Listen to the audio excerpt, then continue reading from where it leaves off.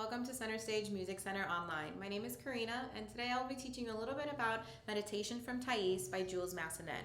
This is a level 5 NYSSMA piece for violin. This piece is a great introduction into a level 6. It has a little bit of everything. Although it is only 2 pages long, it has a lot of techniques that we're going to do, especially with positioning and a lot of vibrato. And this is really going to help us with our phrasing and the emotion we put behind our playing. We don't just want to play anything black and white, but we really want to give this piece a little oomph. So, technique-wise, we are shifting in this piece. It is a level 5, of course. So we are going to be shifting 3rd position, 5th position, all the way up to 7th position. We're not really going to hit 1st position too often, but we will touch base with it a little bit. Other than that, we do have rhythm-wise triplets, we have 16th notes, quintuplets, just a little bit of everything with this piece. And the great thing about it is that it's a nice slow tempo. So you can really play out that vibrato, sustain those notes. So that's what we really want to focus on. Another good thing about this is that the arrangement we're using for NYSSMA has great notes within, as in footnotes. So it's telling us what to do. If you look at all those little words that are in your music, those are perfect instructions as to follow in order to play this piece to the best of your ability. You want to follow everything that's written, the tempo markings, the articulation markings, the dynamic markings, everything, because it's literally telling us step by step what to do. And I'm going to point out a little bit of those as we go.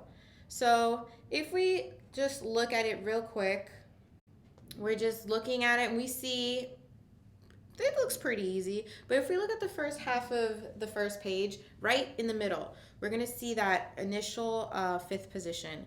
Don't be scared. I'm going to give you a nice fingering that's going to help you get through that really easily.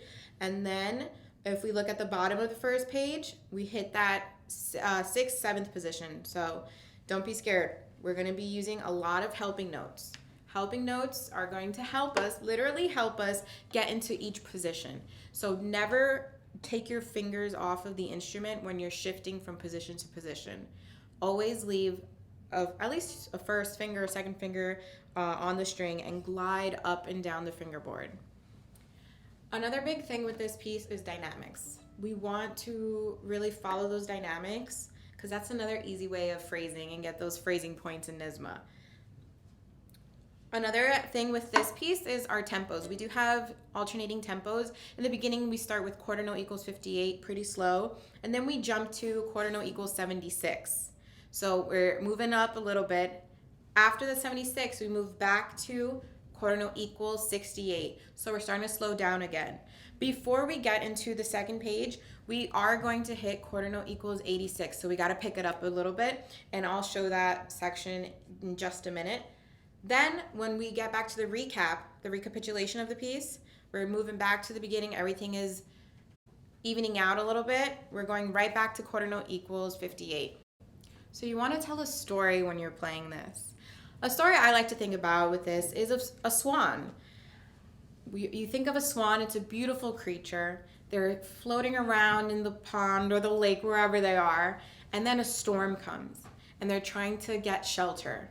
Once the storm hits, you're going to hear that, especially measure 35 around there, the storm is hitting. And then once the storm, everything dissipates, then we're back to calm swans just floating in the lake, back at measure 40. So you really want to think of something. That's just what I think of. Maybe your story is going to be different, but I like to actually write something out before I play it. So a little homework I'm going to give you is to listen to a recording of it and then write out a story. What comes to mind when you hear this?